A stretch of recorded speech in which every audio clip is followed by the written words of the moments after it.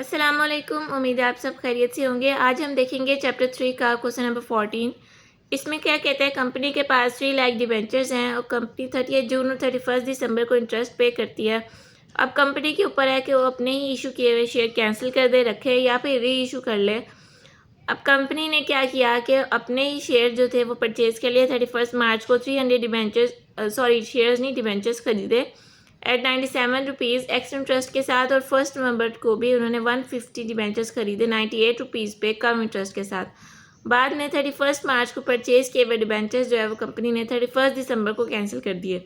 इनकी हमने entries pass करनी है।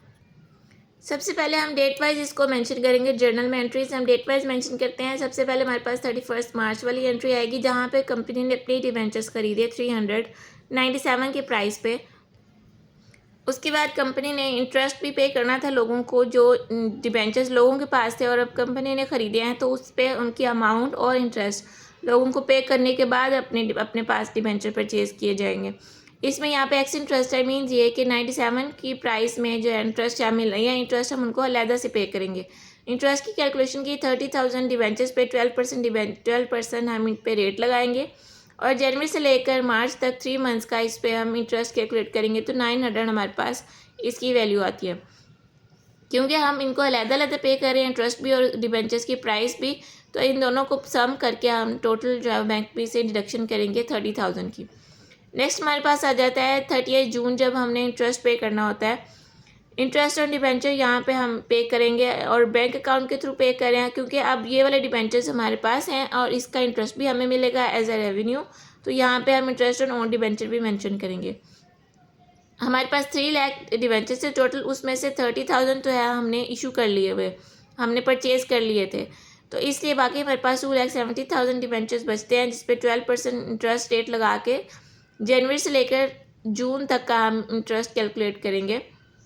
क्योंकि यहाँ पे उन 2,70,000 पे जो है हमने इंटरेस्ट पहले कैलकुलेट नहीं किया था, हमने जस्ट 30,000 पे इंटरेस्ट कैलकुलेट किया था, तो इसलिए ये 6 मंथ्स का ही बनेगा और 16,200 हमारे पास अमाउंट आ जाएगी। अपने डिबेंचर्स क्योंकि हम पहले मार्च में कैलकुलेट कर चुके हैं, इसलिए अब हमारे पास 3 मंथ्स का ही उस पर कैलकुलेट करेंगे, तो 900 हमारे पास अपने डिबेंचर्स पे इंटरेस्ट आ गया। तो सम हो गया इसका 17,100 रुपीज़ जो है वो टोटल इंटरेस्ट हमने कैलकुलेट कर लिया जून के मंथ में। नेक्स्ट हमारे पास आता है नवंबर का मंथ, जब हमने दोबारा से अपने ही डिबेंचर्स खरीदे, और वो हमने ख़रीदे थे 98 की प्राइस पे, 150 डिबेंचर्स 98 की प्राइस पे ख़रीदे। यहाँ पे हमने कम इंटरेस्ट के साथ ख़रीदे, मतलब ये कि इसी प्राइस में जो है वो इंटरेस्ट भी शामिल है। लोगों को जिनके हमने डिबेंचर्स ख़रीदे हैं, मतलब जिनको हमने इशू किए थे और अब हम अपने ही डिबेंचर्स ख़रीद रहे हैं, उनको उनकी प्राइस पे करके और साथ इंटरेस्ट पे कर रहे हैं। अब जो प्राइस और इंटरेस्ट दोनों जो हैं वो एक साथ ही है, वो 98 की प्राइस में उनको हम पे कर रहे हैं, पे बैक कर रहे हैं। ठीक है, तो अब हम यहाँ पे कैलकुलेट करेंगे 15,000 पे 12% डिबेंचर इंटरेस्ट और 4 मंथ्स का कैलकुलेट करेंगे, जून से लेकर आगे नवंबर 1 नवंबर तक 4 मंथ्स का कैलकुलेट करेंगे, तो हमारे पास 600 अमाउंट आती है। और बैंक अकाउंट में हम 150 को 98 से मल्टीप्लाई करेंगे तो 14,700 हमारे पास अमाउंट आ गई। और जो हमारे डिबेंचर्स का इंटरेस्ट है, जो हमने डिबेंचर्स खरीदे हैं, तो हम उनको इसका डिफरेंस लेंगे, तो फिर हमारे पास अमाउंट आ जाएगी 14,100, क्योंकि यहाँ पे दोनों इंक्लूडेड है, इंटरेस्ट भी उसी अमाउंट में इंक्लूडेड है, तो हम माइनस करके लिखेंगे तो अब हमारे पास 14,100 जो है वो इसकी अमाउंट आ जाएगी। ये जो हमारे पास अमाउंट है, हमने यहाँ पे मेंशन है क्वेश्चन में, कम इंटरेस्ट के साथ इशू कर रहे हैं, परचेज़ कर रहे हैं, तो इसी अमाउंट में इंटरेस्ट भी हमारे पास शामिल है। तो इंटरेस्ट जब हमने अलग से कैलकुलेट किया तो 600 आता है। जब हम इस अमाउंट में से इंटरेस्ट को माइनस करेंगे तो बाकी हमारे पास अमाउंट जो है ये डिबेंचर्स की अमाउंट आ जाएगी। फिर 31 दिसंबर को हम फिर से इंटरेस्ट कैलकुलेट करेंगे। हमारे पास टोटल 3 लाख डिबेंचर्स थे, जिसमें से 30,000 फर्स्ट टाइम हमने परचेज़ किया, 15,000 बाद में परचेज़ किए, तो बाकी जो हमारे पास 2,55,000 डिबेंचर्स बच गए। अब इसके ऊपर हमें इंटरेस्ट कैलकुलेट करना है और अपने डिबेंचर्स जो हम पहले ख़रीद चुके हैं उनके ऊपर भी इंटरेस्ट कैलकुलेट करना है। इंटरेस्ट ऑन डिबेंचर्स यहाँ पर डेबिट होगा, क्योंकि हमारे लिए एक एक्सपेंस है, बैंक अकाउंट क्रेडिट, और इंटरेस्ट ऑन ओन डिबेंचर्स भी क्रेडिट, क्योंकि अब इसका बेनिफिट जो हमें मिलेगा, इसका जो इंटरेस्ट है वो हमें रिसीव होगा। पहले इस पे देख लेते हैं 2,55,000 पे 12% डिबेंचर्स इंटरेस्ट, क्योंकि जून में हमने पहले कैलकुलेट किया था, उसके बाद हमने सिर्फ अपने ही परचेज़ किए हुए डिबेंचर्स पे इंटरेस्ट कैलकुलेट किया है। तो अब ये जून से लेकर दिसंबर तक 6 मंथ्स का हम कैलकुलेट करेंगे तो 15,300 हमारे पास अमाउंट आ जाएगी।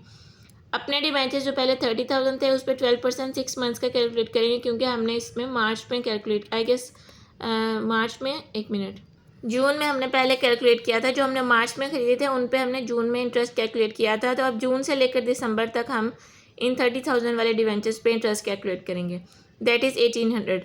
उसके बाद जो अभी हमने नवंबर में ख़रीदे हैं उनका जो है हम 2 मंथ्स का कैलकुलेट करेंगे, नवंबर और दिसंबर का। तो ये हमारे पास 300 अमाउंट आती है। इनका सम जो है हमारे पास 2100 हम यहाँ पे मेंशन करेंगे। हमारे डिबेंचर्स पे हमें 2100 इंटरेस्ट मिला, जो कि हमारे लिए बेनिफिट है। अब इन दोनों को सम करेंगे तो 17,400 टोटल इंटरेस्ट हमने 31 दिसंबर को कैलकुलेट किया। अब जब ईयर एंड पे हम देखते हैं कि हम बुक्स क्लोज करते हैं तो हम प्रॉफिट एंड लॉस अकाउंट में उन चीज़ों को ट्रांसफ़र करते हैं। लेकिन उससे पहले कंपनी ने यहाँ क्वेश्चन में ये भी मेंशन था कि कंपनी 31 मार्च वाले डिवेंचर्स को कैंसिल कर देगी 31 दिसंबर पे।